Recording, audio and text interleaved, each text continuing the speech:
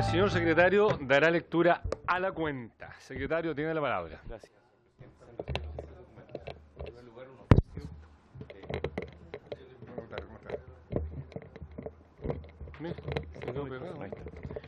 Perdón. Para la cuenta. Un oficio de su excelencia la Presidenta de la República, por medio del cual se presente la urgencia calificada de simple para el despacho del proyecto de ley que facilita la entrega de propinas en establecimientos de comercio. En segundo lugar, un proyecto de ley originado en moción de las diputadas señoras Denise Pascal y Alejandra Sepúlveda y los diputados señores Espinosa Don Marcos y Fuentes Don Iván, que modifica la ley 19.886 de base sobre contrato administrativo de suministro y prestación de servicios para asegurar el cumplimiento de las obligaciones laborales y sociales de los trabajadores de las empresas contratistas por la vía de exigir boleta bancaria de garantía. En tercer lugar, señor presidente, una carta de la señora ministra del Trabajo y Previsión Social, mediante la cual agradece la invitación a la sesión del día de hoy y excusa su participación debido a compromisos contraídos con anterioridad. Asimismo, informa que su representación asistirá la señora Janet Jara, subsecretaria de Previsión Social, y el señor Francisco del Río, coordinador legislativo de dicha cartera de Estado. Termina la lectura de la cuenta, señor presidente.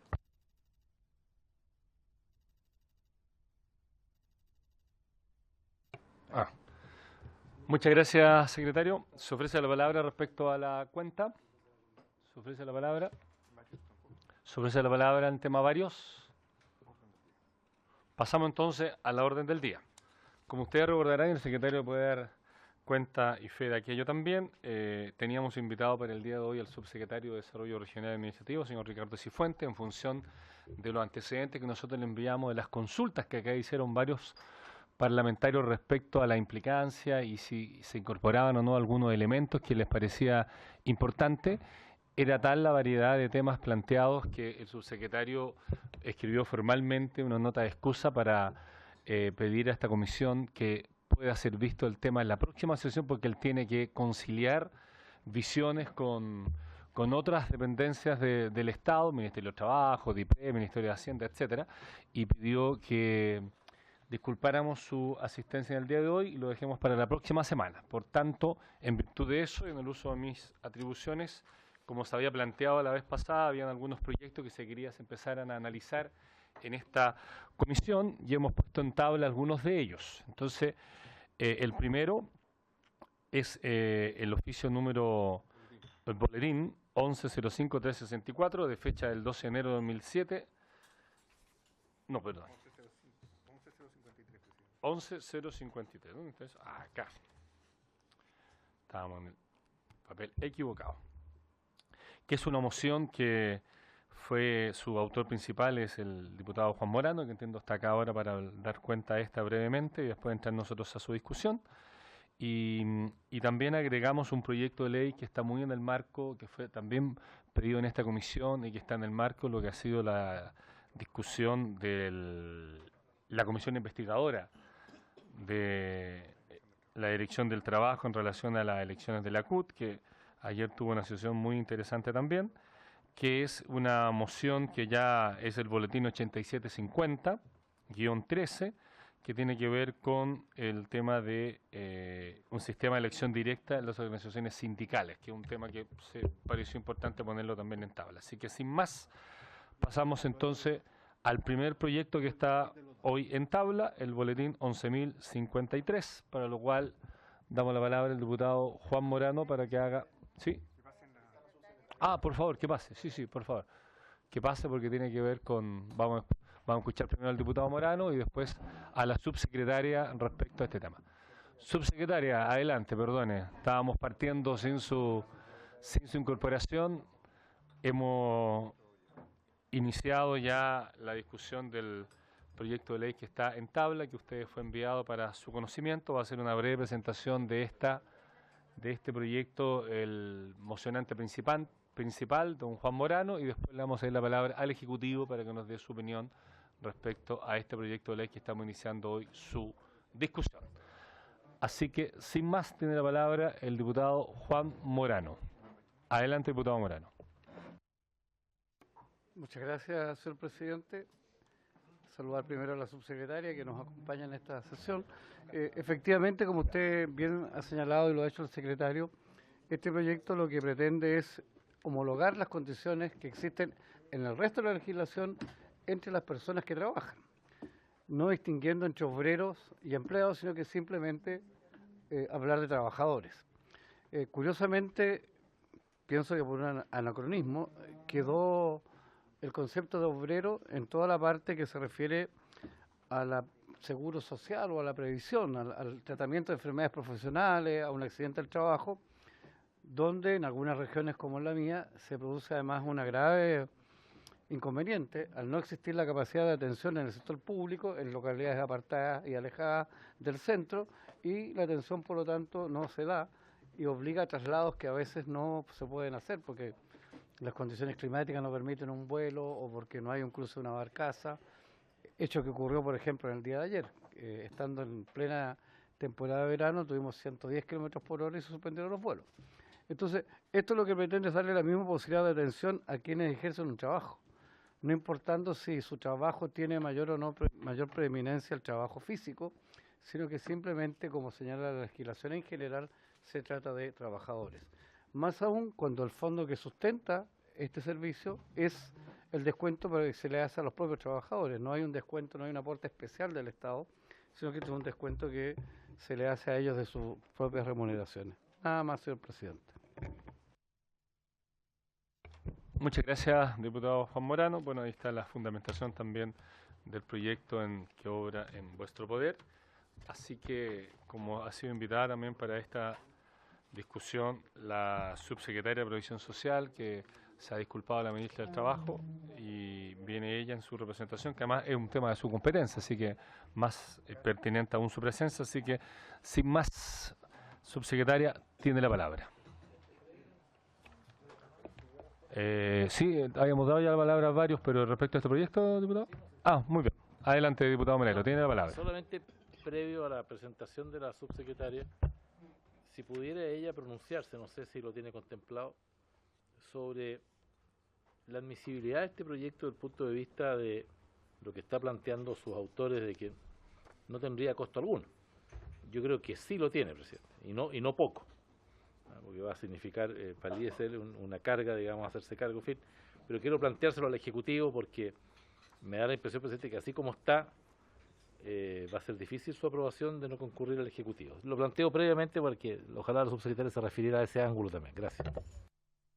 Muchas gracias, diputado Melero, por su consulta a la subsecretaria, que ya veremos cómo la aborda, y el diputado Matías Walker también pide la palabra respecto al punto. Adelante, diputado. La pregunta del diputado Melero, y la ministra la subsecretaria podrá referirse a ello. Yo entiendo que a lo que se refiere el proyecto del diputado Morano es a lo referido al artículo 25, que define qué se entiende por entidad empleadora y qué se entiende por trabajador, que repite efectivamente la odiosa discriminación que tiene el artículo 9, que está en la idea matriz de la Ley de Accidentes del Trabajo y Enfermedades Profesionales, que es el que establece esta discriminación y los efectos previsionales que conlleva esa distinción. Pero inteligentemente, el proyecto que se somete a la consideración de esta comisión, efectivamente, y con el objeto de evitar una posible declaración de inadmisibilidad, no modifica el artículo 9, sino que modifica el artículo 25. Entonces, entendiendo que hay un interés de todos los diputados de homologar lo dispuesto a la Ley de Accidentes del Trabajo a lo dispuesto por el Código del Trabajo desde el año 78, que termina con esta distinción entre empleados y trabajadores, lo que hace es el artículo, y esa es la virtud, modificar el artículo 25, no el artículo 9. Y todos entendemos que lo referente al artículo 9, probablemente tal, sí debe ser de iniciativa exclusiva del Ejecutivo y aspiramos a que ello ocurra. ¿Por qué, presidente? Porque lo que hace, como bien señala el proyecto, haciendo esta distinción entre empleado y obrero, es que restringe el ámbito de elección de la prestación de salud ocurrido un accidente del trabajo para los denominados obreros cuando predomina el empleo de la fuerza física a atenderse en los sistemas de salud. Y lo que persigue el proyecto, terminando esta distinción, que como le digo, insisto, no está en el artículo 25, está en el artículo 9, es permitirle a los trabajadores, a todos, elegir entre poder atenderse en una mutual o en el servicio de salud. Entonces, lejos de importar, yo entiendo, un gasto por parte del fisco, lo que implicaría el proyecto más bien es un alivio, porque tendrían esos derechos a descomprimir la demanda en los servicios de salud. Así lo entiendo yo y me gustaría que pudiéramos clarificar el punto. Bueno, muchas gracias, diputado Walker. Fue la misma reflexión que hicimos con el diputado Morano cuando nos invitó a una reunión para ver cómo enfrentar esa materia con la Secretaría, que también tenía la preocupación. Pero bueno, son temas opinables. Escucharemos la opinión del Ejecutivo. Yo comparto lo que ha dicho el diputado Walker y el Ejecutivo hará su presentación respecto a su opinión a este proyecto.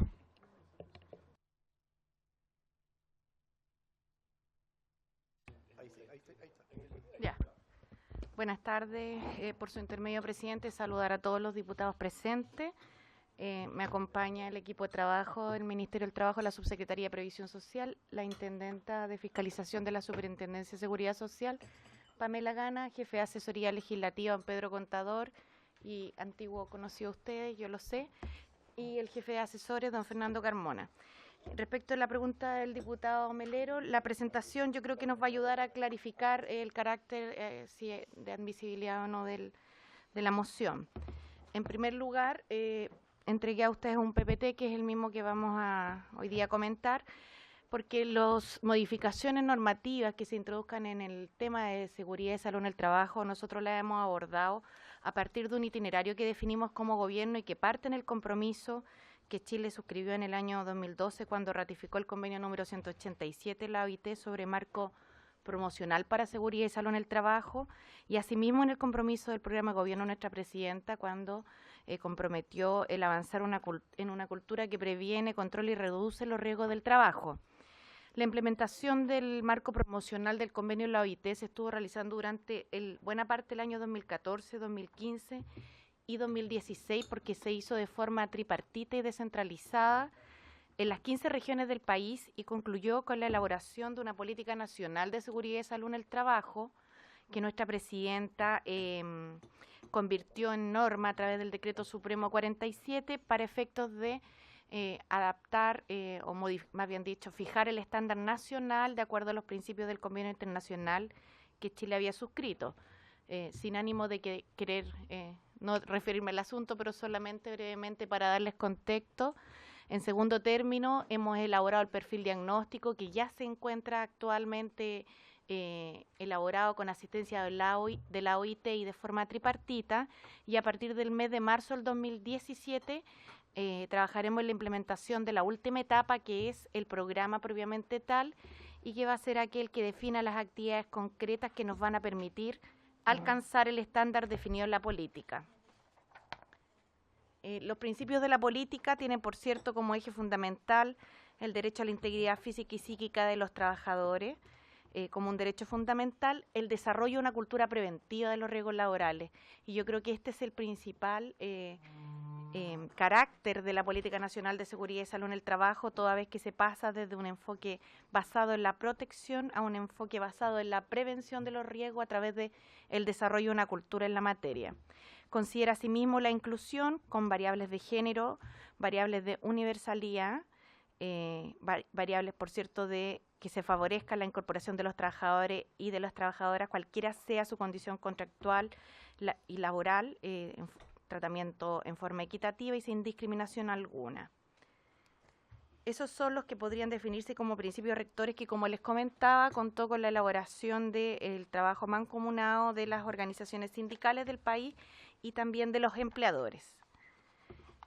En cuanto a la responsabilidad de la ejecución de la política, los principales roles del gobierno, por cierto, están dados y los compromisos que hemos debido refrescar, asumir y reformular en torno a la articulación y la coordinación de las políticas públicas en la materia de seguridad y salud en el trabajo, a la adopción de las medidas necesarias para contar con un sistema normativo coherente y armónico, conforme a los convenios, a las recomendaciones de la OIT y al marco promocional para la seguridad y salud, el fortalecimiento de la institucionalidad pública de aseguramiento de los riesgos del trabajo, donde por cierto está considerado la Dirección del Trabajo, el Instituto de Seguridad Laboral, la Superintendencia de Seguridad Social y todo el intersector. Dentro de los compromisos para la implementación de la política, existen compromisos relativos a la formación, la capacitación y la especialización, al género y a los indicadores de siniestralidad, pero también existen compromisos relativos a la normativa y a la fiscalización.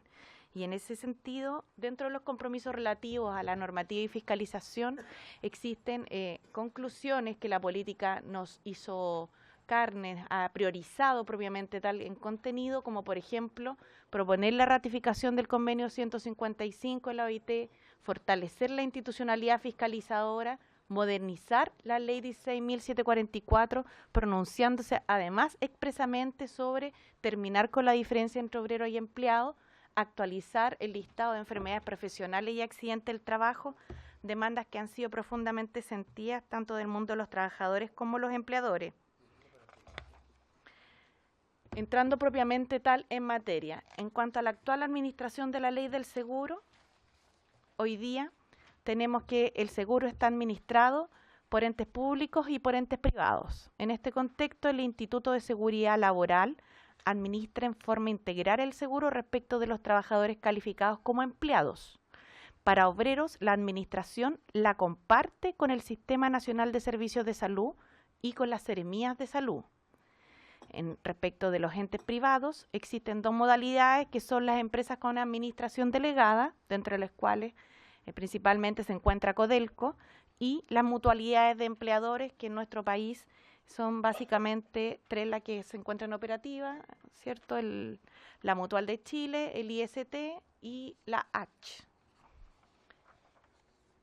Desde el punto de vista de la entidad empleadora, entonces, el administrador público, como señalamos, está el ISL, los servicios de salud y las seremías de salud, y del administrador privado, las mutualidades de empleadores. Las principales normas que se refieren a esta distinción, en primer lugar, está el artículo 1 transitorio del Código del Trabajo, que mantiene la distinción para efectos previsionales. A este respecto, como se señaló y también lo señala la moción, brevemente indicar que el seguro contra riesgo de accidente del trabajo, ¿cierto?, viene desde el año 68, que era heredero de lo que antes se administraba a través de las cajas de previsión y del Servicio de Seguro Social, instancia esta última a la que debían afilarse quienes tuvieran la calidad de obrero. Si bien existieron otras cajas de obrero, esta fue la principal. La distinción entre empleado y obrero basada en la preeminencia del esfuerzo intelectual o del esfuerzo físico existió en la legislación chilena para efectos laborales desde el año 1931 hasta el año 1978 y fue suprimida por el Decreto Ley 2200 que regulaba derechos individuales, pero para tales efectos se empezaron a denominar entonces a todos aquellos personas que trabajan en esta calidad como trabajadores. Sin perjuicio de aquello, para efectos previsionales, esto subsistió y la norma aún subsiste, encontrándose reflejada en distintas partes de la normativa, siendo una de aquellas la que aborda la moción, pero no la integralidad del sistema que va unido indefectiblemente y por tanto derogar solo esta norma no produce el efecto que necesariamente se busca. En ese sentido, en primer lugar, el artículo primero transitorio del Código del Trabajo mantuvo esta distinción para efectos previsionales. En segundo lugar, asimismo, en el artículo 83 del DL 3500, los trabajadores tanto dependientes, incorporados o que se incorporen a este sistema seguirán estando sujetos a las instituciones de previsión que a la fecha de su entrada en vigencia estuvieran encargados de otorgarle las prestaciones para los efectos previsionales, incluyendo los de la Ley 16744. Asimismo, los decretos leyes 3502 y la Ley 18.689 que crearon el INP y fusionaron las cajas, y en este mismo sentido, a través de la Ley 20.255, cuando se determinó al ISL como continuador legal del INP en materia de la Ley 16.744. En cuanto a las normas que se refieren a esta distinción, la propia Ley 16.744, en su artículo 8, 9 y 10, establece como organismo administrador a las mutualidades, a los ex servicios nacional de salud, al ex servicio de seguro social y a las ex cajas de previsión. En el primer caso, la administración quedó a cargo del antiguo Servicio Nacional de Salud, actualmente los servicios de salud, o los establecimientos de salud de carácter experimental. El otorgamiento de las prestaciones médicas. A las seremías de salud, el pago de los subsidios por incapacidades laborales y la realización de actividades de prevención. Y al servicio de seguro social, el pago de las indemnizaciones y las pensiones que correspondieren. En cuanto a los efectos de la distinción entre obreros y empleados, hay que señalar, que bien lo resumió recientemente el diputado Walker. En este sentido, respecto a los empleados afiliados, el seguro es administrado integralmente por el ISL, como sucesor de las ex cajas de previsión, pudiendo convenir el otorgamiento de las prestaciones médicas tanto con entidades públicas como privadas. En este caso, la facultad, en el caso de los obreros, no se confiere al ISL respecto de sus trabajadores afiliados siniestrados considerados obreros, ya que deben atenderse en el sistema público. Una modificación como esta tiene distintos impactos. En primer lugar, de carácter normativo, porque como señalaba la moción, cierto, aborda una de las medidas legislativas que habría que adoptar en el evento de que se cursara, pero además esto tiene impacto financiero. Y en este sentido, hoy día, para primero entender cómo está funcionando efectivamente el sistema, me gustaría señalar que el artículo 21 de la Ley del Seguro establece que, mediante el decreto supremo, se determina la proporción en que se distribuirá entre el Seguro Social, hoy ISL, y el Servicio Nacional de Salud, hoy Servicios de Salud y Seremi de Salud, el producto que aquel recaude por concepto de cotización básica y adicional diferenciada. Todo esto para efecto del pago tanto de las prestaciones médicas como de los subsidios por incapacidad laboral, es decir, lo que conocemos como licencias médicas.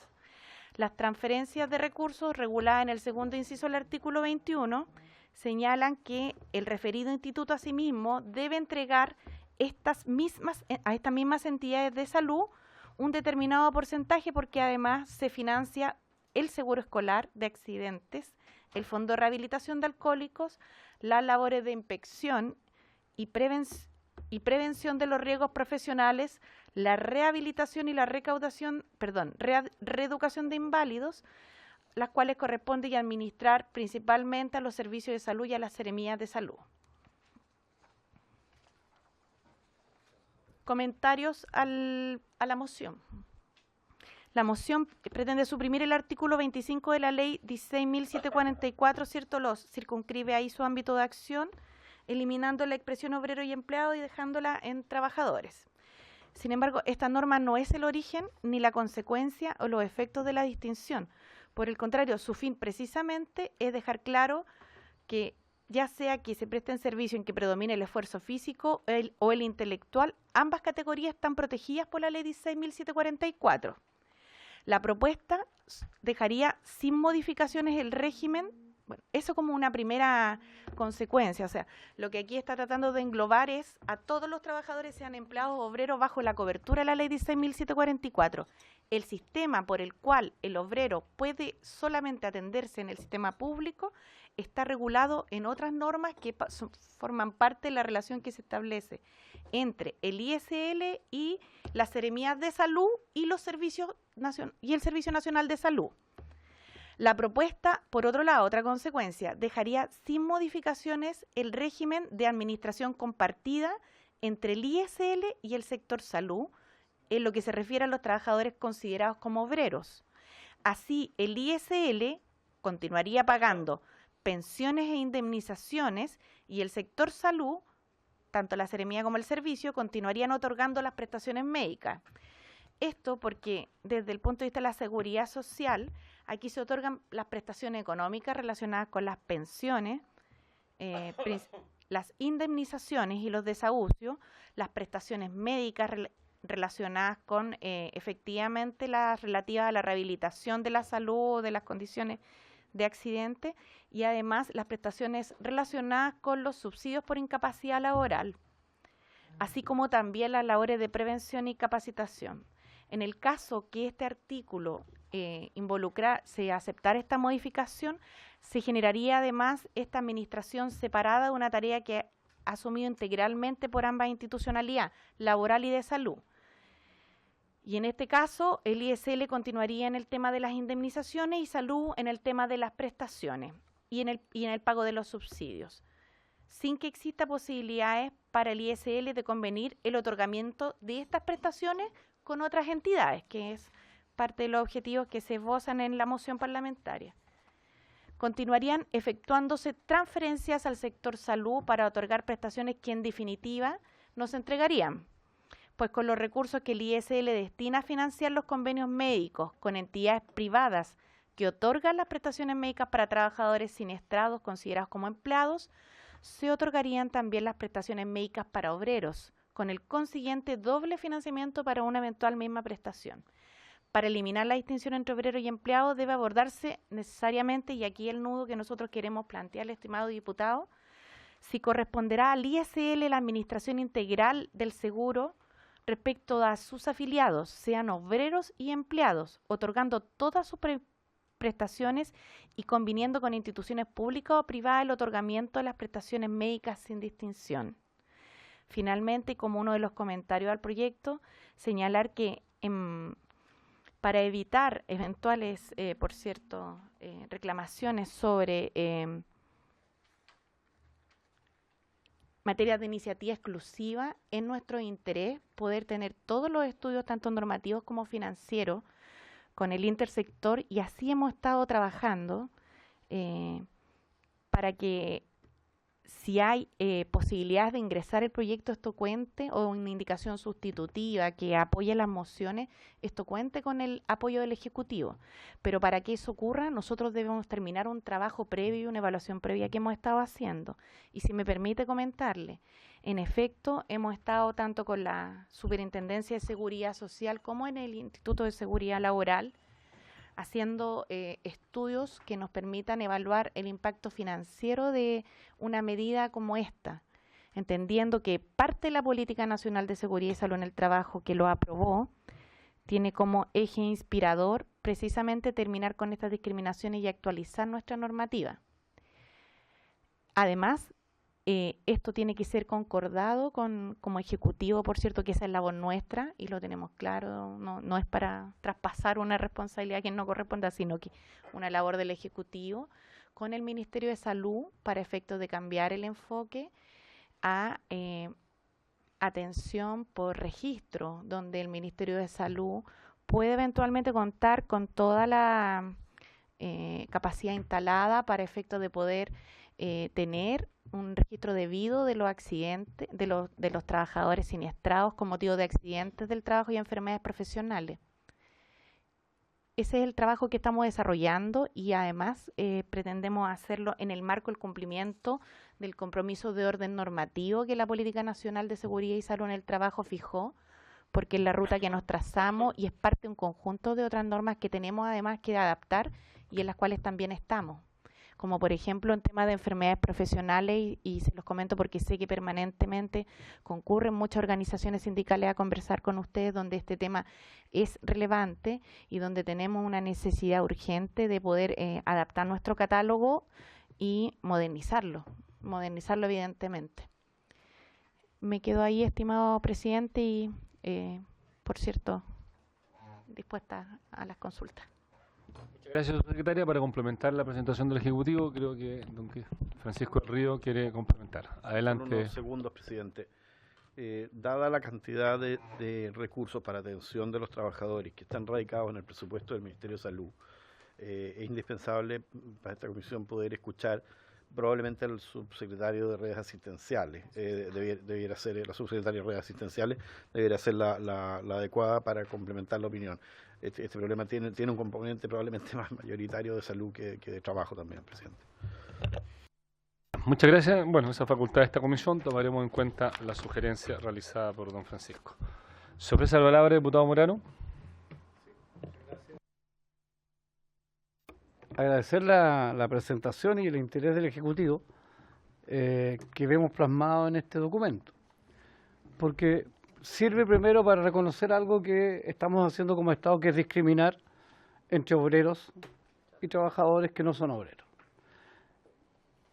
Y que ha servido para que usted, como bien señala, señor subsecretario, por su intermedio presidente, esto hay que cambiar.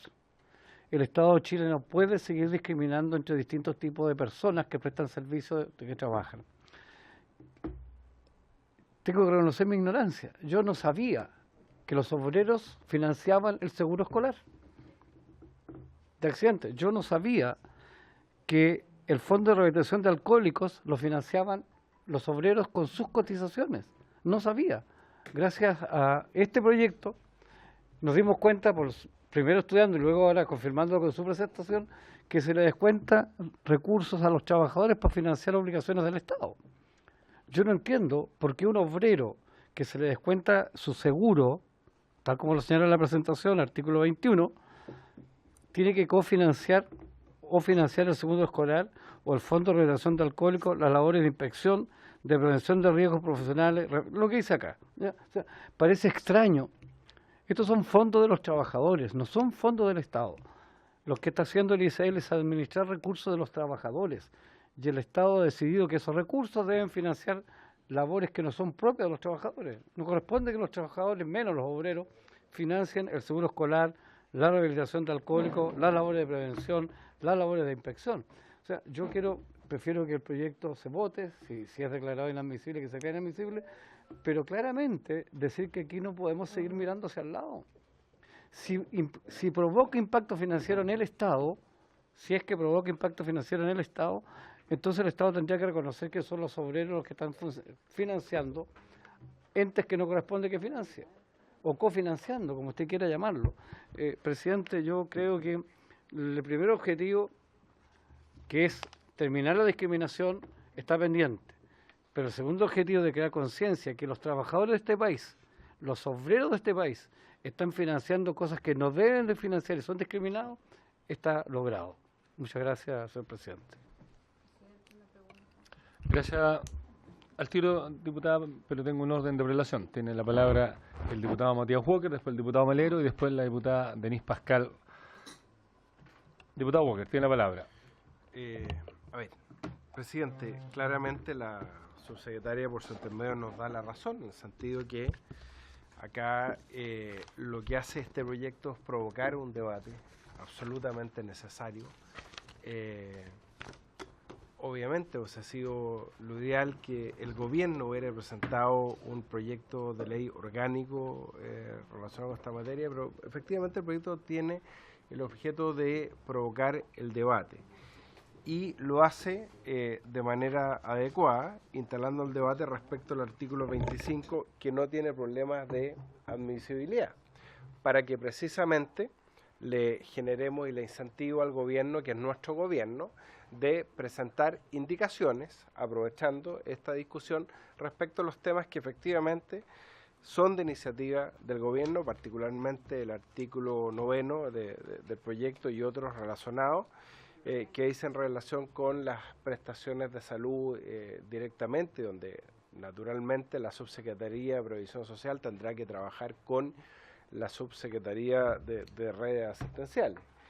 Pero nosotros no podemos quedar de brazos cruzados a la espera que el gobierno inicie el debate. Este proyecto ha tenido la virtud de poder provocarlo, de poder iniciarlo, y ahora con ello quisiéramos forzar al Ejecutivo a tener una opinión desde el punto de vista legislativo, presentar indicaciones, les damos todo el plazo que ustedes requieran, ojalá que fijemos un plazo para que se pongan de acuerdo con la IPRES, con el Ministerio de Hacienda, a presentar esas indicaciones, pero lo que nosotros no podemos hacer es avalar una discriminación que hoy día, si usted piensa, presidente, podría ser objeto, entiendo que así ha sido, por lo demás, de un recurso de inaplicabilidad por inconstitucionalidad, de una invocación a la ley Zamudio, por ejemplo, por parte de un obrero que fuera afectado por esta discriminación. O sea, esto es un tema que no puede seguir esperando, esa es la virtud de este proyecto. Entonces, yo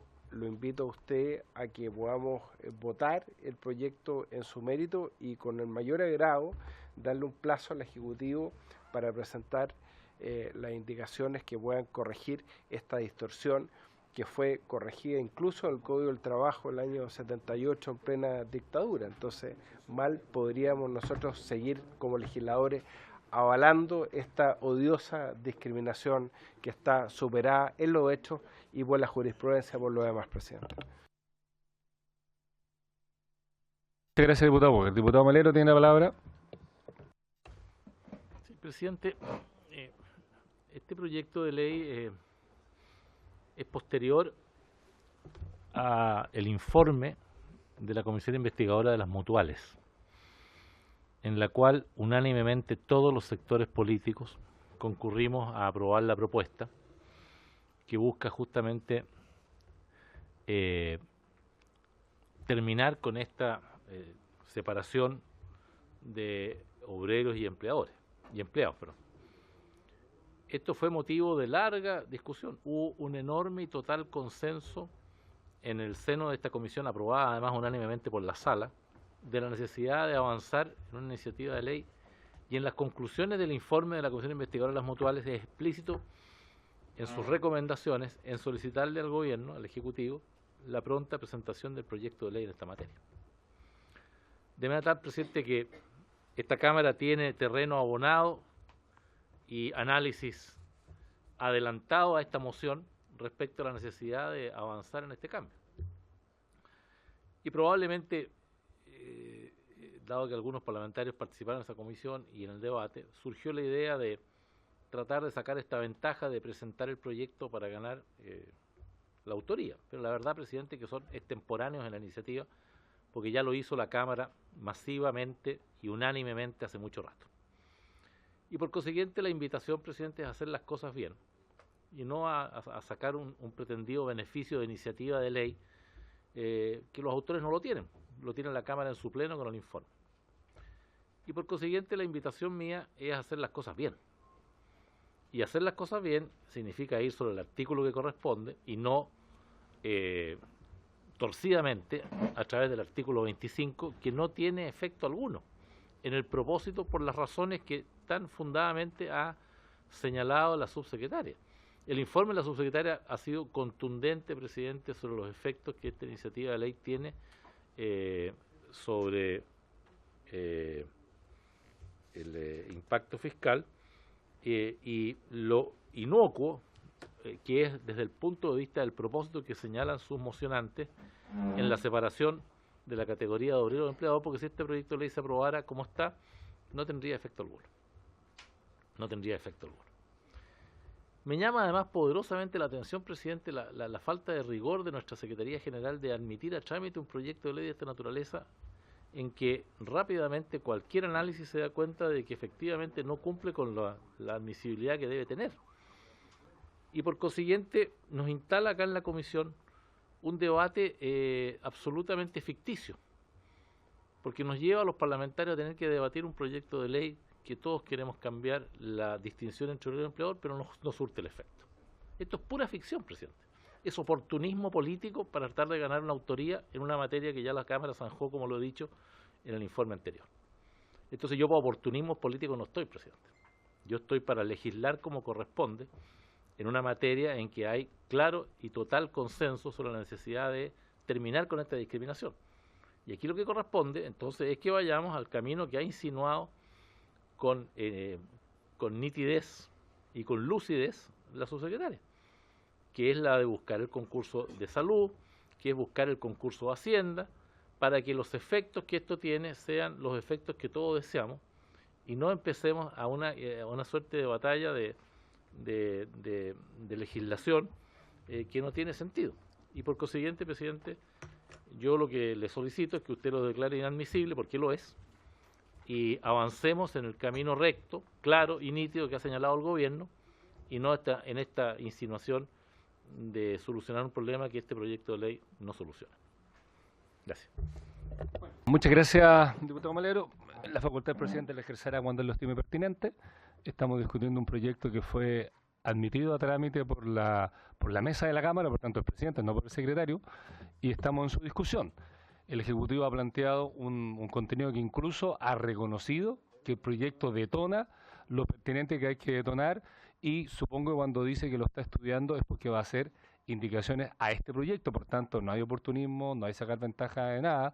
Además, hasta donde yo entiendo, ningún informe de comisión investigadora, por el solo hecho de informarse, se transforma en fuerza de ley. Para nada, hay que detonar los procesos, y nosotros eso es lo que se está haciendo. Por tanto, diputado Melero, haremos la tarea que debemos hacer en el marco de nuestras competencias. Su opinión ya ha sido escuchada y deliberaremos respecto a la decisión final respecto a este punto.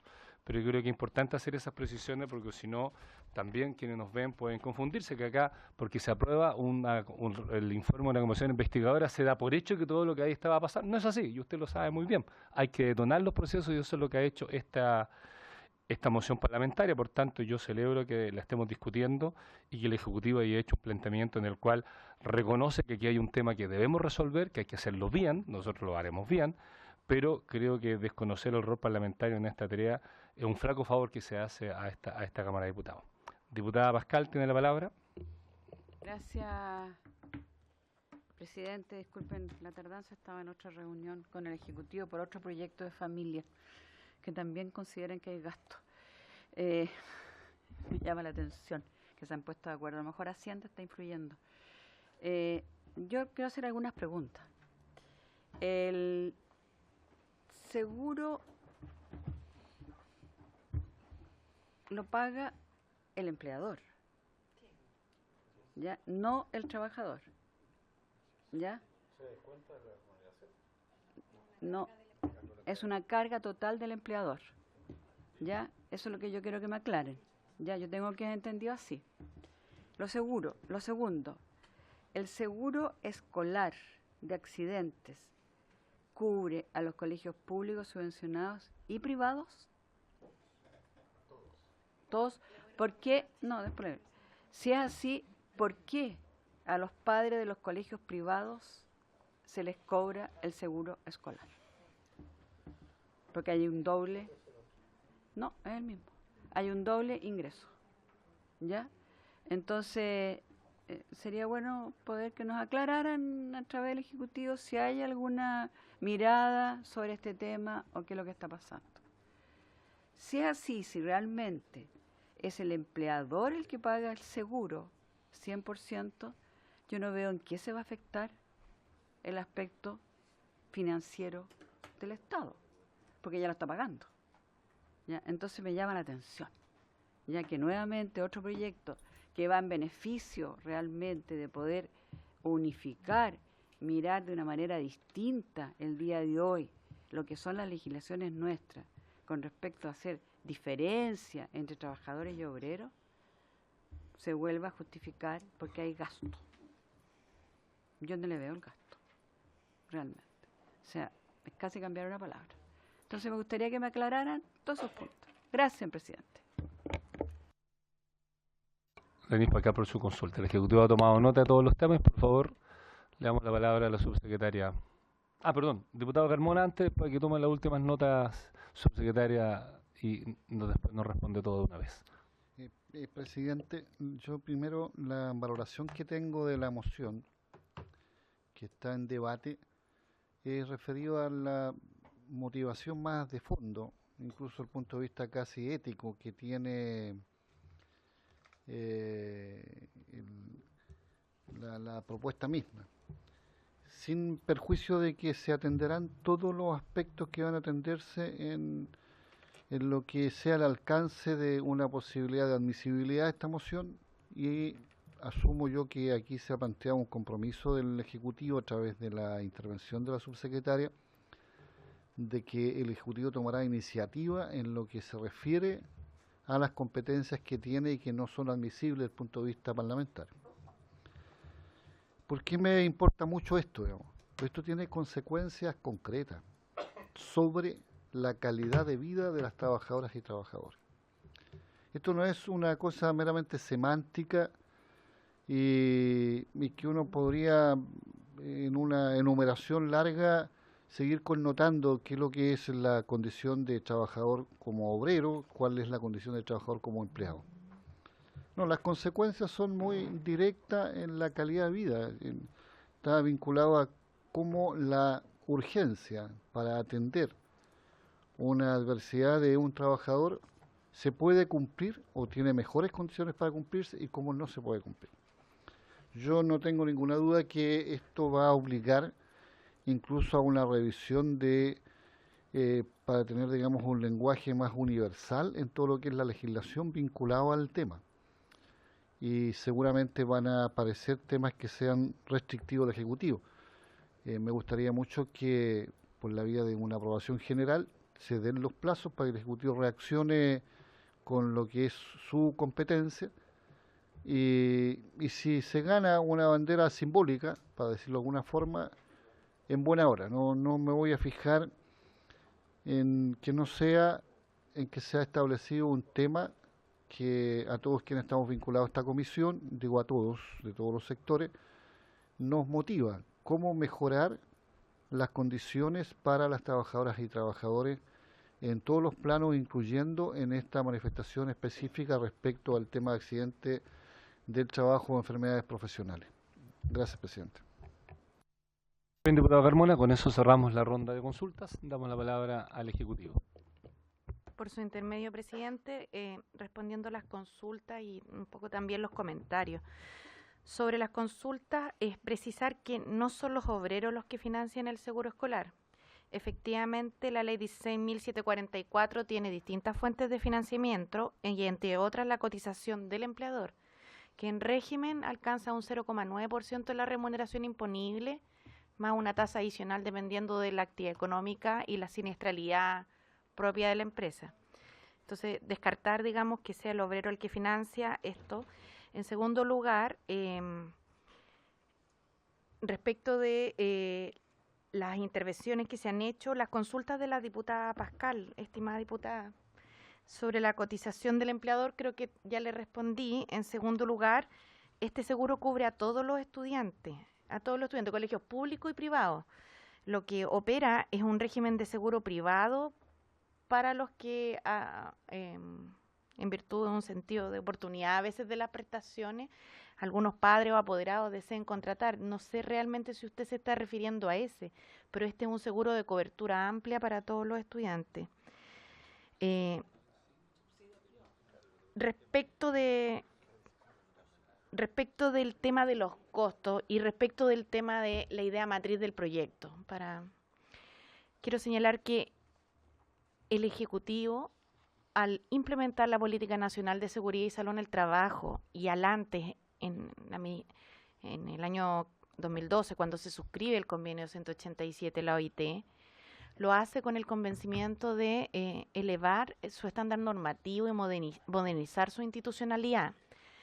Cuando lleva a cumplimiento el convenio 187 y se hace este trabajo tan arduo que de verdad se hizo en toda la región del país, yo le mandé, desde la subsecretaría le mandamos, estimado diputado, el libro de la Política Nacional de la Seguridad y Salud en el Trabajo. Espero que la hayan recibido y si no, ahora les entregaré otra copia.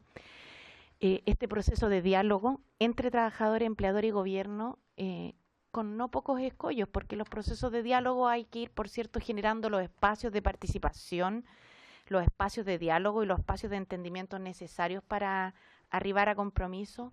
Hace suyo el gobierno los resultados de este proceso de diálogo y por algo, cierto, se establece mediante un decreto supremo la dictación de esta política.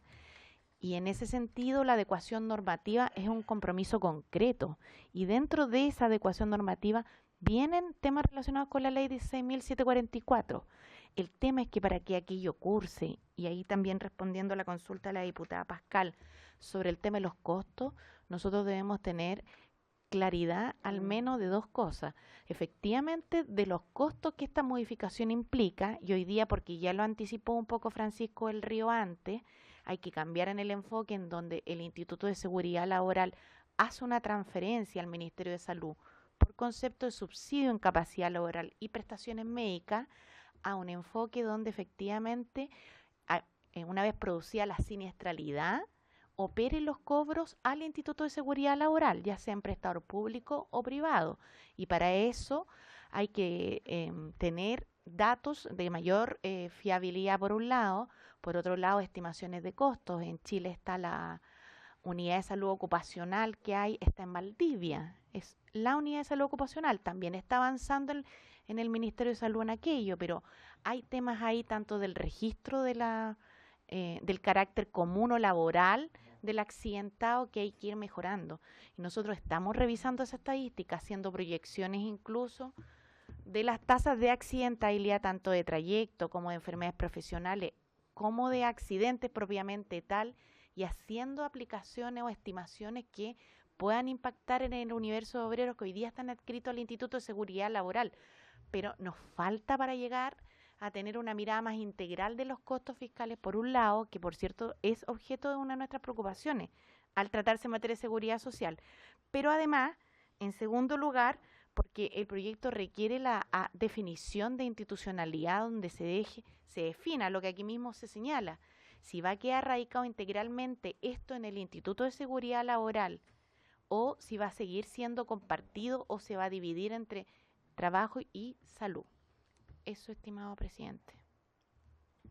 Gracias, subsecretaria. Entiendo que el asesor Francisco del Río quiere hacer un complemento y después damos la palabra al diputado Morano. Es una pequeñísima aclaración y, por favor, subsecretaria, corrígeme si estoy en lo correcto o no, pero de algunas reuniones con FONASA a propósito de este proyecto.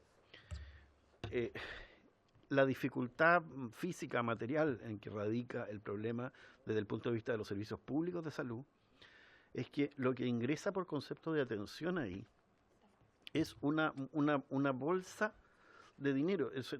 No es una atención de una cuenta individual. Por lo tanto, traspasar los recursos que correspondan al ISL y a las mutuales requiere una desagregación de cuánto costó la atención, y esa desagregación no existe porque no se factura, entra a una bolsa común. Ese es el problema, ¿ya? Por lo tanto, hacer una estimación de esos costos cuando se trata de la atención por parte de los servicios públicos de salud es enormemente difícil, y es en eso en lo que está trabajando la política por su intermedio, presidente, al diputado Morano. Muchas gracias. Diputado Morano, tiene la palabra. O sea, esto es más grave aún de lo que uno suponía. Con lo que se nos acaba de decir, que se traspasan los fondos sin saber si se gasta o no se gasta, o en qué y en quién se gasta, es más grave aún. Más aún, aunque sea el aporte directo del 0,8%, son recursos que están destinados a un fin específico. A mí lo que me preocupa, la verdad, no es el nombre, es lo que dijo mi colega Carmona, es la calidad de la atención y los efectos posteriores en la vida diaria. Una persona que no tiene una adecuada rehabilitación, porque no está en el sector público esa rehabilitación, termina malograda para toda su vida, simplemente porque alguien dijo que era un obrero. Porque si hubieran dicho que es un trabajador, no le ocurre eso. Entonces, a mí me parece que, más allá de las declaraciones de buenas intenciones, de decir, mire, estamos de acuerdo, compartimos, ¿qué plazo?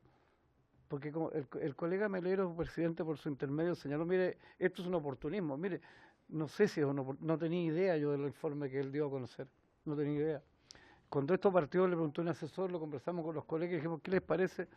Ninguno tocó siquiera el informe de las mutuales. Lo que nos interesa es el problema de fondo, no la forma. Si esto es anónimo, si esto no se publica, me da lo mismo. Lo que yo quiero, señora subsecretaria, por su intermedio, es que logremos el efecto de igualdad, de equidad social, en un plazo prudente, porque capaz que venga el otro gobierno, estemos algunos de los mismos acá, volvamos a presentar estos días que están haciendo el estudio, y que un asesor diga que sabe que no, el estudio más se demora mucho, es difícil porque no sabemos qué se gasta. Entonces, yo quiero plazos. O sea, si no, presidente, yo prefiero que se vote. Nosotros estamos modificando algo que claramente no tiene problemas de admisibilidad porque es el artículo 25. Que tal vez no provoque los efectos que usted señala, subsecretaria, eso habrá que discutirlo después, ¿no es cierto?, en el momento de aplicación de la ley con la modificación de la eliminación del concepto obrero y empleado. Pero por lo menos nosotros, yo requiero el esfuerzo que estamos haciendo. Si usted me dice, mi diputado, no se preocupe, de aquí a 2 meses vamos a tener una propuesta, vamos a ingresar un proyecto de ley, es razonable. Pero si ya se fijaron desde el gobierno las prioridades legislativas y esto no está, no va a estar. Y yo no puedo esperar otra legislación y otro gobierno. Muy bien, muchas gracias, diputado Morano. Creo que está bastante clara que estamos frente a un tema que es de relevancia, que esta comisión quiere sacarlo adelante, subsecretaria. Esa es la conclusión que usted debe sacar. Y creo que el diputado Morano señalaba algo que por lo menos nos permite tener un criterio de acción. Me gustaría saber, y lo pregunto formalmente como presidente de esta comisión, porque creo que el proyecto, tal como está presentado, en estricto apego a lo que está presentado, es admisible. A mi modo de ver, los efectos de las derivaciones es otro tema, y eso ya lo hemos reconocido y ustedes también lo han señalado. Pero me gustaría saber y plantear qué plazo el Ejecutivo podría comprometerse a hacer las precisiones y las complementaciones a este proyecto para que efectivamente podamos tener el impacto que buscamos, que la discriminación que se está dando, la subvaloración también que se pueda estar dando a esto, porque quizás no se recogen los datos como corresponde, etcétera, nos pudiera garantizar que se hace el análisis y la presentación respectiva, porque eso para nosotros es fundamental, porque si no, claro, la cosa queda suelta, como muchas otras veces que no llegamos a buen puerto, y eso creo que en este caso no lo podemos permitir. Así que yo, subsecretaria, le haría esa pregunta concreta al Ejecutivo.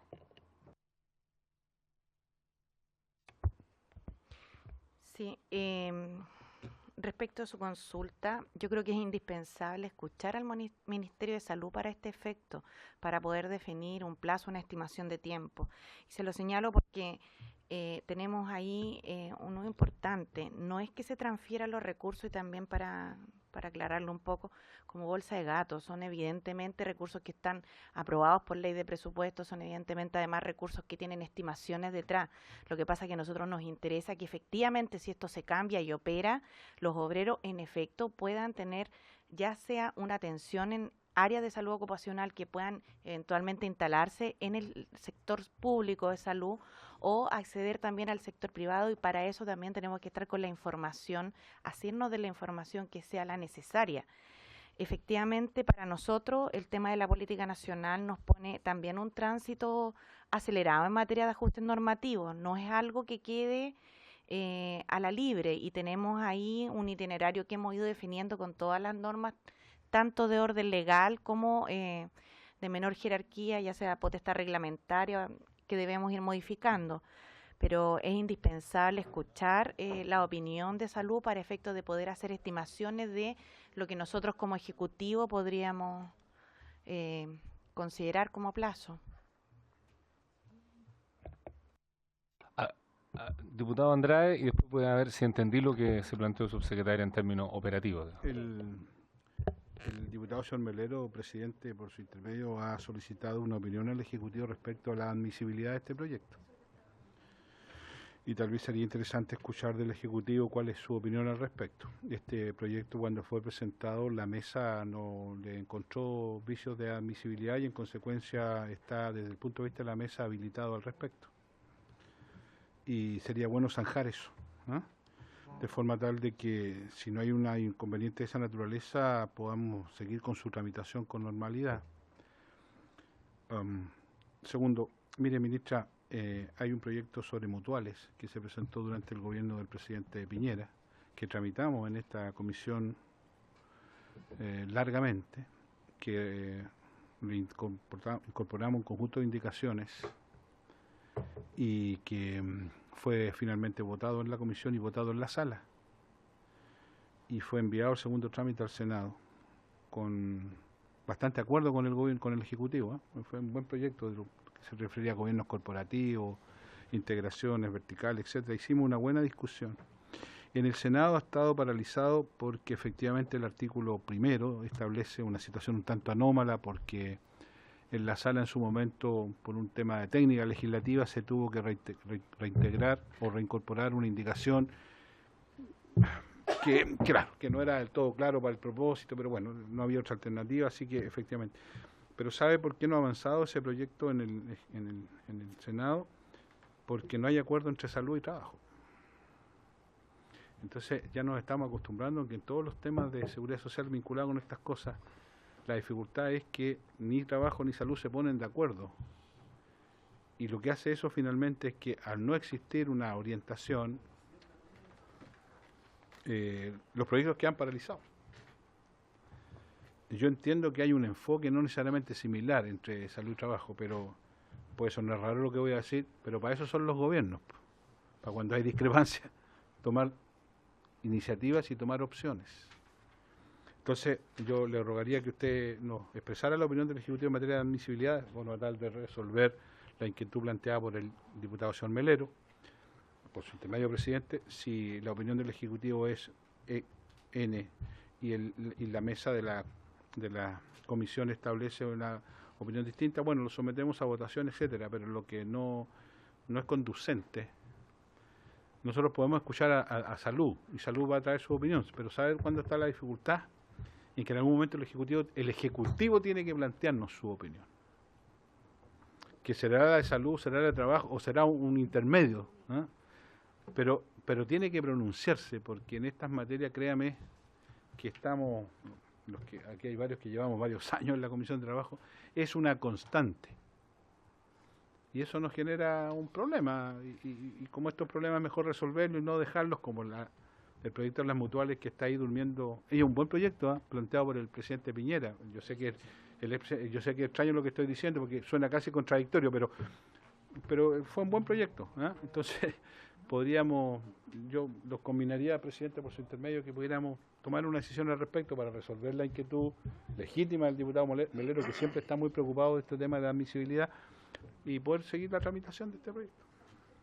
Muy bien. Muchas gracias, diputado Andrés. Esta ha sido una sesión bien especial porque hemos escuchado al diputado Melero defendiendo la posición del gobierno y el diputado Andrade reconociendo un proyecto relativamente positivo del expresidente Piñera. Por tanto, estamos en un proceso raro. Muy bien, exactamente. Muy bien. Estamos en lo más parecido a la discusión.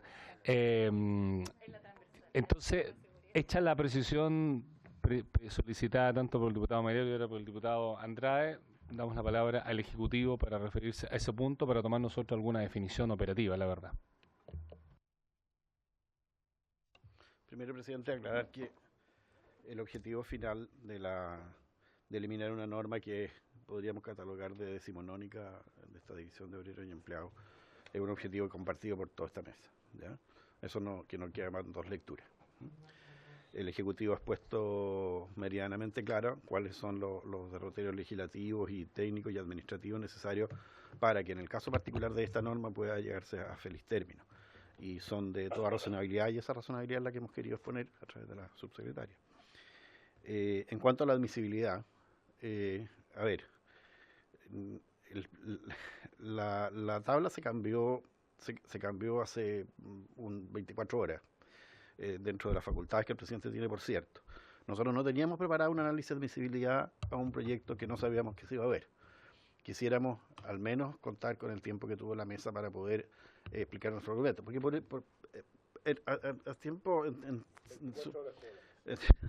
en síntesis, uno podría decir que al enmarcarse dentro de una modificación a la Ley de Accidentes del Trabajo, y la Ley de Accidentes del Trabajo está prácticamente en el centro de la seguridad social, uno podría deducir muy simplemente que hacer una materia de seguridad social es inadmisible. Sin embargo, quisiéramos dar un análisis un poco más acabado y más fundamentado, que yo creo que es lo que se merece el debate que aquí ha habido en esta comisión y de cada uno de los señores diputados. Y por eso lo podemos traer en la próxima sesión. Diputado Morano, la verdad es que no puedo votar, digamos, porque por reglamento el artículo 286 me establece que debo tener al menos 2 sesiones en tabla.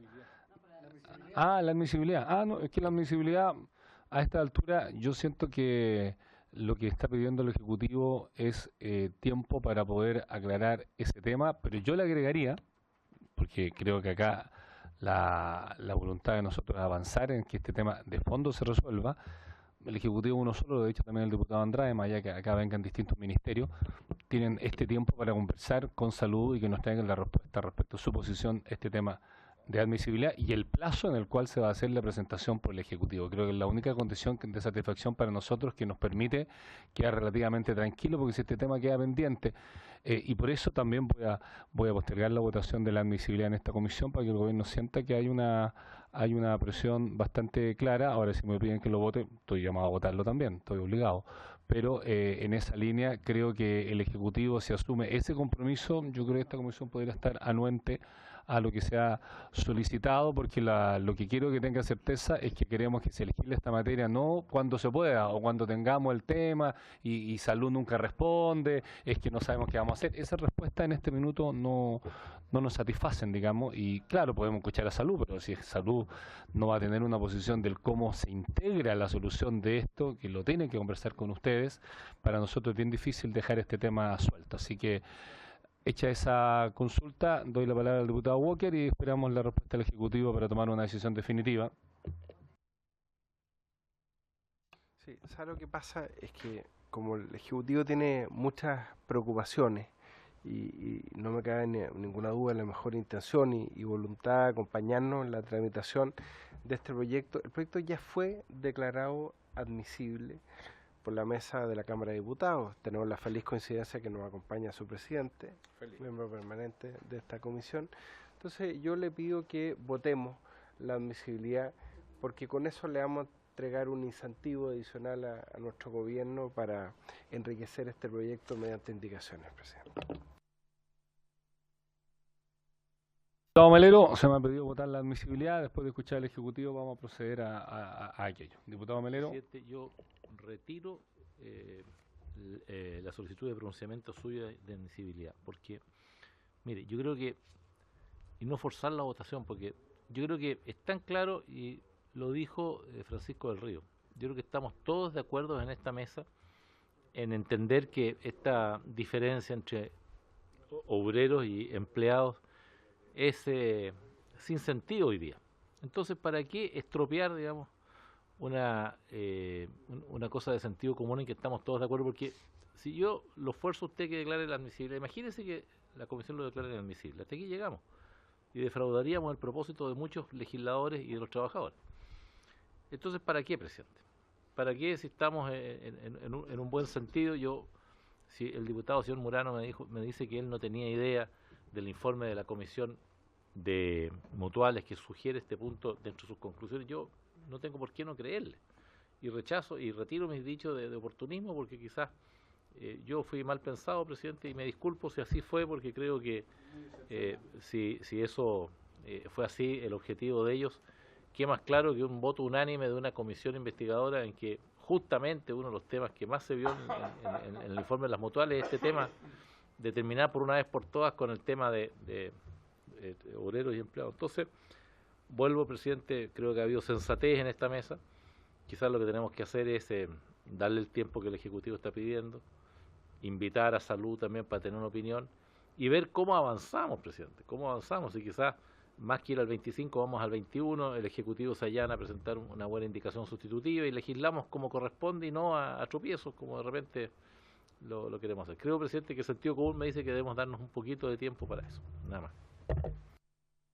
Gracias, diputado Melero. Damos la palabra al Ejecutivo para buscar la solución definitiva a este tema que sí ha quedado en la agenda.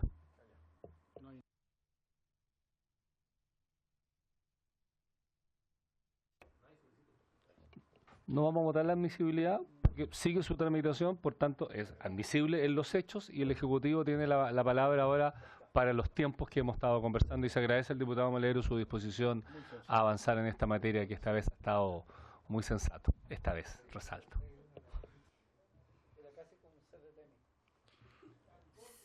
Sí, recogiendo lo que aquí se ha planteado y la voluntad además, porque en efecto, como ya se ha reiterado, para nosotros es un trabajo que ya veníamos desarrollando, precisamente al tenor de los compromisos, digamos, que hemos adoptado en el cumplimiento del convenio 187, pero entendemos también que hay un sentido de avanzar más concretamente, y por cierto, como Ejecutivo haremos todas las coordinaciones con el Ministerio de Salud que nos permitan tener dentro de un cronograma y una estimación razonable, de plazo razonable en todos los sentidos, digamos, la proyección de nuestras conclusiones y podamos también presentarlo a ustedes. Pero como lo señaló muy bien Francisco del Río anteriormente, yo les solicito que para eso nos den un aire, digamos, porque en efecto esto nos citaron ayer y hemos tratado hoy día de traer el trabajo que hasta la fecha estamos realizando, pero necesitamos un poco más de tiempo para poder hacer una propuesta más concreta.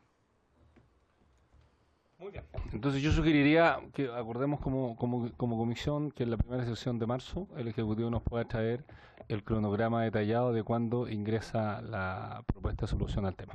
Creo que en ese mes se puede dar, por lo menos van a dimensionar la magnitud de lo que estamos hablando y el tiempo para hacer una presentación pertinente. No estamos diciendo que en marzo presente la propuesta, estoy diciendo que en marzo nos presenta a esta comisión el cronograma con los tiempos y las acciones estimadas para nosotros tener una mirada para que la futura o futuro presidente que le toca al Partido Socialista, esta comisión pueda efectivamente sacarlo durante el año. ¿Tenemos de acuerdo? Acordado entonces. Se agradece al Ejecutivo y a la Subsecretaria de Provisión este debate muy constructivo y la disposición del diputado Melero al buen legislar. Siguiendo entonces con la tabla de hoy, tenemos el segundo proyecto originado en moción de los diputados que ahí se señalan, que busca modificar el Código del Trabajo y establece un sistema de elección directa en las organizaciones sindicales, boletín 8750, para lo cual entiendo está presente la gente de la Dirección del Trabajo, su directora de normas, creo que, o ¿cómo se llama el departamento de la división? No lo sé bien.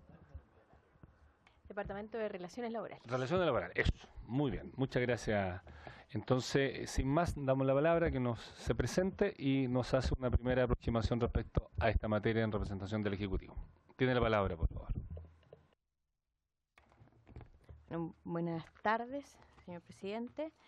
Mi nombre es Gwendolyn Silva Reyes, abogada y jefa del Departamento de Relaciones Laborales de la Dirección del Trabajo, precisamente el departamento que se dedica al tema de organizaciones sindicales. Con respecto a la moción presentada, se refiere al reemplazo del artículo 270 y el inciso segundo del artículo 278 del Código del Trabajo, que en lo pertinente estos artículos señalan referido a los estatutos de las federaciones y confederaciones que determinan el modo como deberá ponderarse la votación de los directores de las organizaciones afiliadas. Y si nada digiere los estatutos, los directores votarán en proporción directa al número de sus respectivos afiliados. Y además señala que en el caso de aprobación y reforma de estatutos, los directores votarán siempre en proporción directa al número de sus respectivos afiliados. Y a su vez, el artículo 278, que también contempla la moción parlamentaria, señala que los objetivos, estructura, funcionamiento y administración de las centrales sindicales serán regulados por sus estatutos en conformidad a la ley, y con todos los estatutos deberán contemplar que la aprobación y reforma de los mismos, así como la elección del cuerpo directivo, deberán hacerse ante un ministro de fe, en votación secreta y garantizando la adecuada participación de las minorías, y los representantes de las organizaciones afiliadas votarán en proporción al número de asociados. Y la moción parlamentaria apunta principalmente a cambiar esta forma de votación, señalando en ambos artículos lo pertinente, que será en votación secreta, directa y universal, que es lo que agrega en ambas normas. Al respecto, explicarles en qué consiste el procedimiento actual y cómo actúa en ello la Dirección del Trabajo. Entonces, en el marco actual, la ley señala que el sistema electoral para las federaciones y confederaciones es siempre ponderado, entregando a los estatutos la forma en que estos deben cuantificarse, y en subsidio a lo anterior se establece un voto en proporción directa al número de afiliados. Eso en términos generales, y dado el principio de la libertad sindical que impera en esta materia, el rol preponderante está entregado a los estatutos de la organización, ¿ya? Sin perjuicio que la ley determina como norma supletoria el voto ponderado.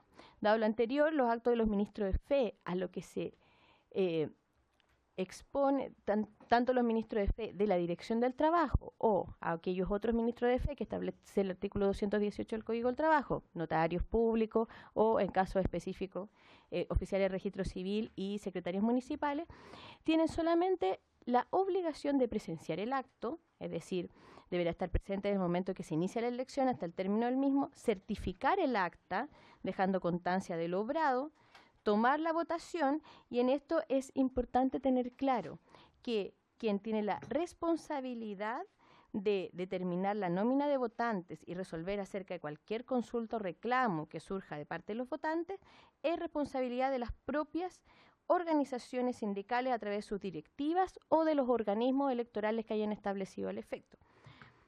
Bueno, y el ministro de Fe además debe presenciar el escrutinio y levantar el acta, para lo cual certifica lo consignado en ella y que ha sido lo presenciado por él. Sin perjuicio de lo que señala la norma, hay un dictamen de la Dirección del Trabajo del año 2006 en que se le hace la consulta respecto a una confederación para poder votar a través de voto universal. Y en atención a ello, que es el dictamen 216/002 del 17 de enero del 2016, señala que como una forma de elegir el directorio, expresamente no hay inconveniente jurídico alguno en que fuese posible la votación. Esto fundado principalmente en ¿qué? En la autonomía sindical y en la libertad sindical. Es decir, la Dirección del Trabajo, sin perjuicio de lo que ha señalado la norma, ha señalado que los principios en que se fundan estas normas son, entre otros, el resguardo de las minorías, la representatividad básicamente en función del número de afiliados y el ejercicio de la democracia interna, teniendo siempre presente la autonomía de que gozan las organizaciones con el fin de facilitar el correcto ejercicio de la libertad sindical, que por cierto está garantizada en la Constitución y además establecida en el Convenio 87 de la OIT ratificado por Chile. Por lo tanto, nada obsta a que lo que regulen en sus estatutos, tal como lo ha señalado la jurisprudencia administrativa de la Dirección del Trabajo, que puedan regular la votación universal. Entonces, en eso, señor presidente, el informe de la Dirección del Trabajo dice relación con la forma como se lleva a cabo las elecciones en materia de federaciones y confederaciones, que sin perjuicio de lo establecido por la ley, a través del voto ponderado, siempre la institución del trabajo ha reconocido la autonomía sindical a través de los estatutos que se dan las propias organizaciones.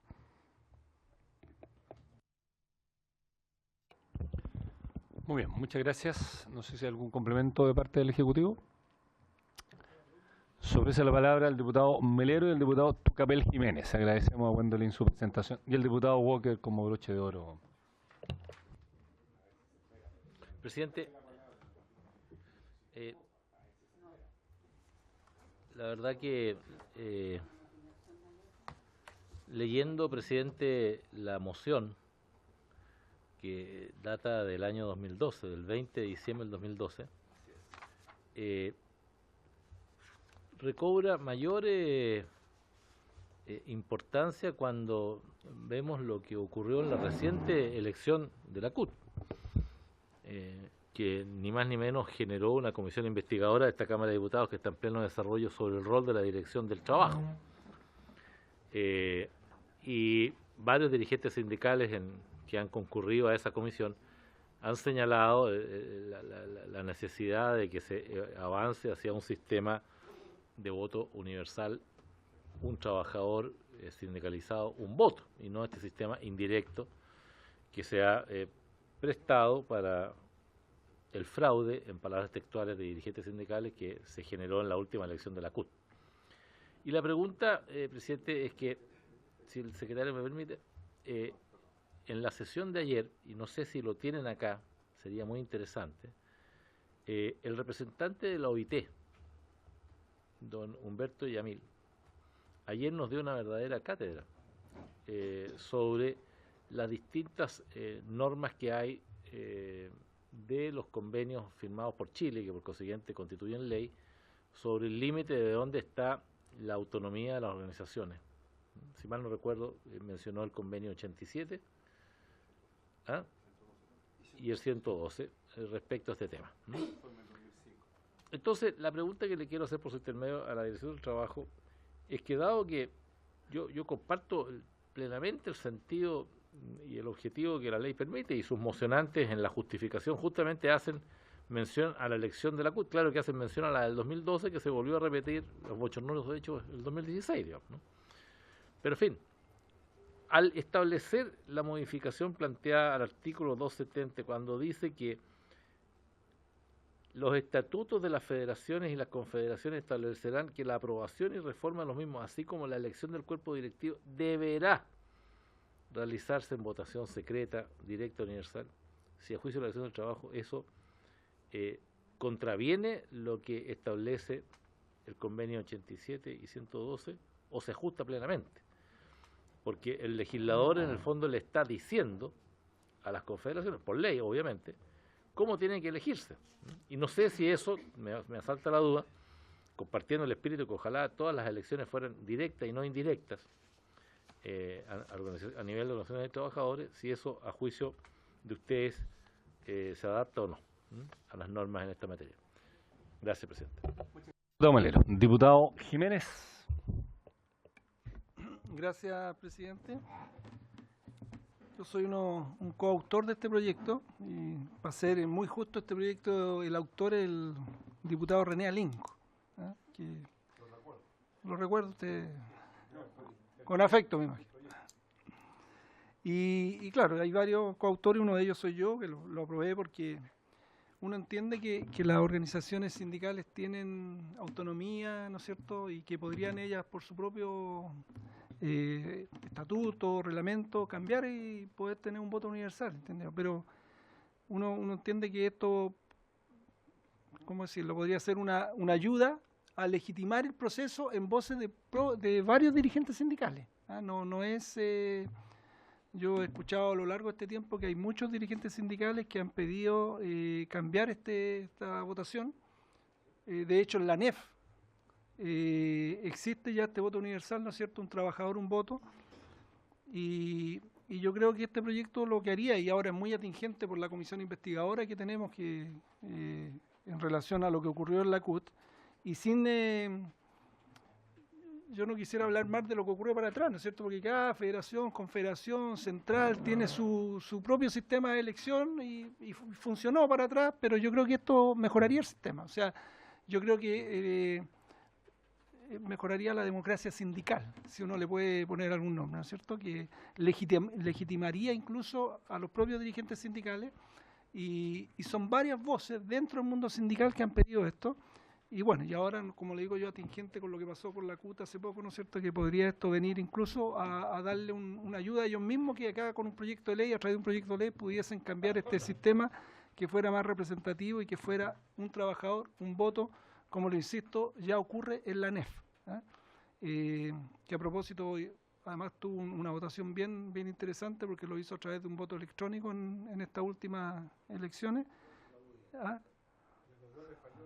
Sí, falló, pero funcionó al final.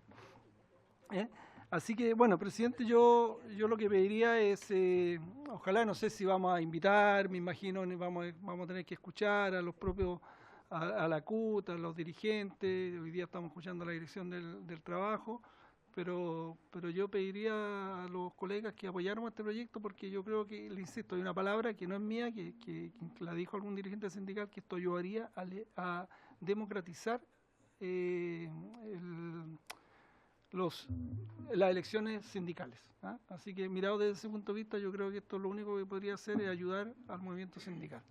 Gracias, presidente. Muchas gracias, diputado Tucumán Jiménez. Damos la palabra ahora al diputado Matías Walker y vamos a eliminar del acta el tema de broche de oro para no presionar innecesariamente al diputado. Diputado Walker tiene la palabra. Presidente, efectivamente hay una comisión investigadora que yo tengo muchas dudas de su legitimidad de fondo, y lo expresé en algún momento porque creo que tiene que ver con afectar el principio de la autonomía sindical, pero efectivamente se ha estado discutiendo si es conveniente estas elecciones bajo efecto cascada que existen en las federaciones sindicales, o más bien es preferible un sistema de democracia directa, lo que de alguna manera también da cuenta que lo que se ha cuestionado respecto de la forma en que la CUT elige sus dirigentes es algo que hoy día es perfectamente legal. O sea, ellos tienen una votación indirecta porque la ley así lo permite. Efectivamente. A grado tal que por eso se está cuestionando dicha modalidad y se presenta este proyecto. En la ley de partidos políticos nosotros tomamos una definición como legisladores que es efectivamente terminar con estas elecciones indirectas de efecto cascada y dejamos la posibilidad de establecer una sola elección indirecta, ¿no? Un órgano colegiado intermedio que pudiera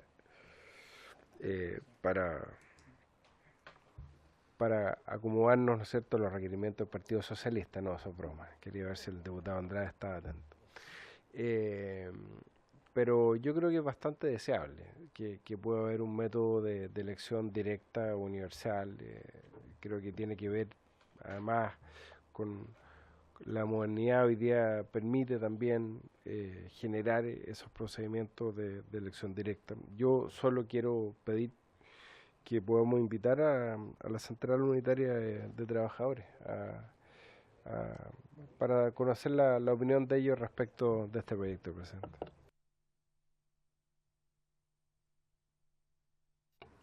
Ok, diputado Jiménez, después diputado Andrade, vamos a dar la palabra al Ejecutivo para su opinión. Solamente agregar que quede bien claro que no hay un sistema ilegal lo que ha hecho la CUT para hasta ahora, sino que esto viene a mejorar en lo que tienen.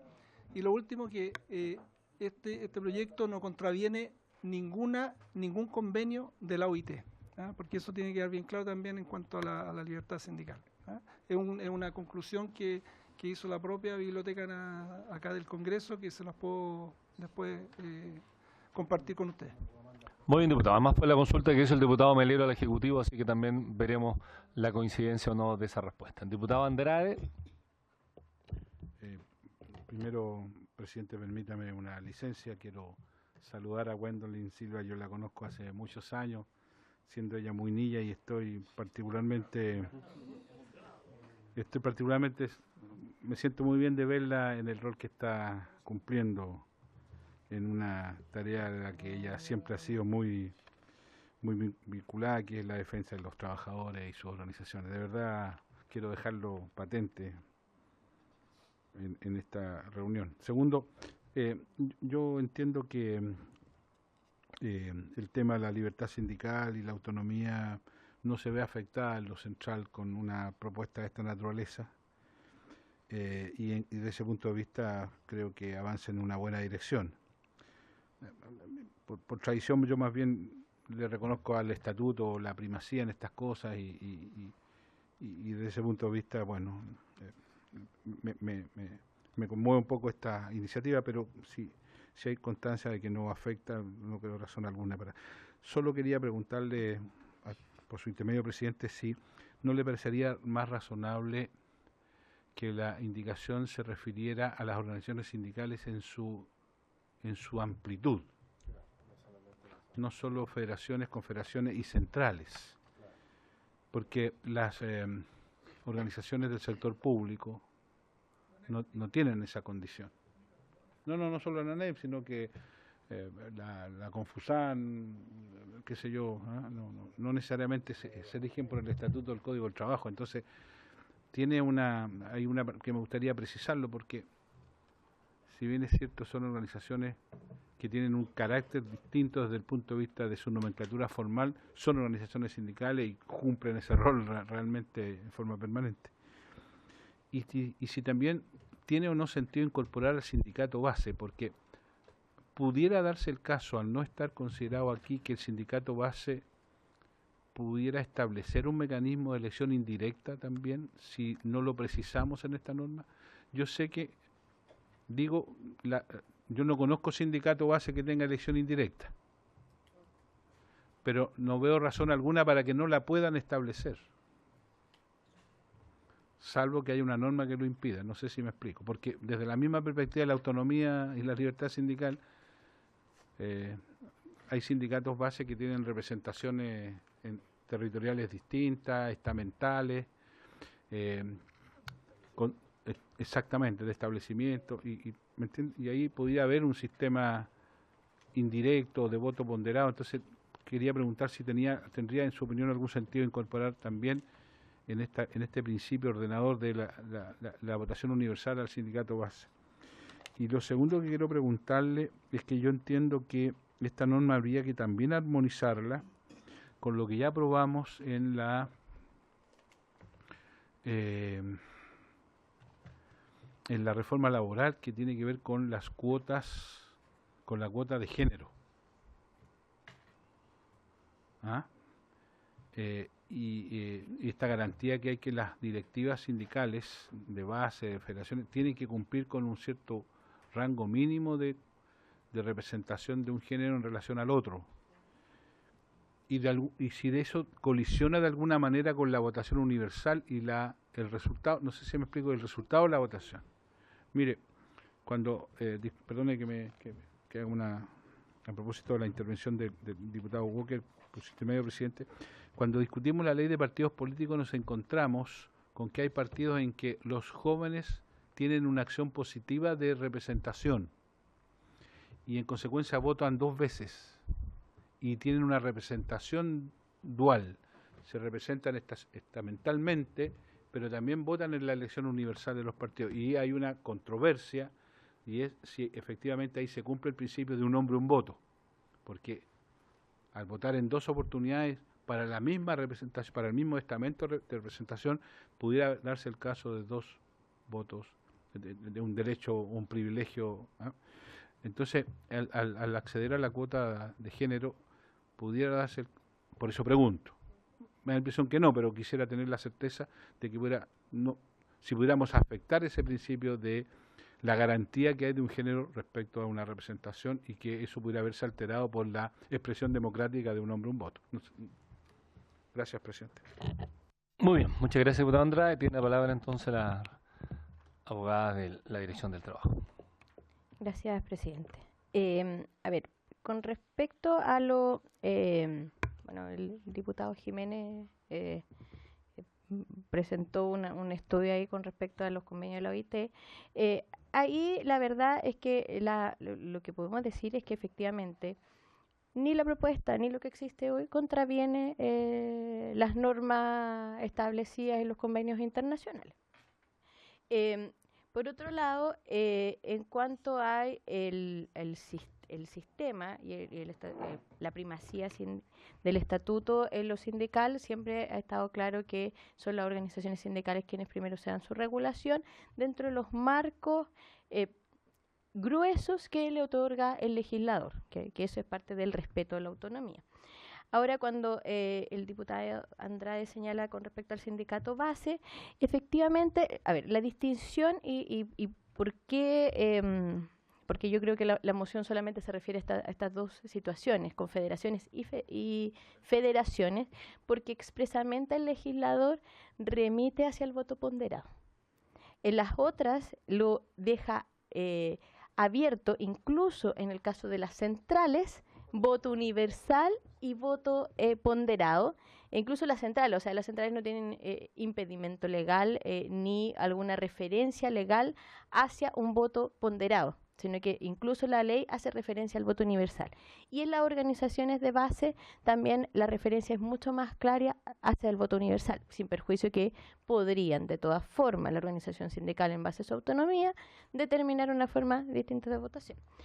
Y en cuanto al armonizar con la reforma laboral, efectivamente, a ver, la norma de cuota de género también se replica a confederaciones y federaciones, es lo que se refiere a lo que establece la nueva ley que moderniza las relaciones laborales, pero además no establece un mecanismo específico, sino que señala que el estatuto deberá contener el mecanismo que garantice la representación de 1/3. Entonces, independiente de cuál sea la forma de elección, deberá garantizar el mecanismo.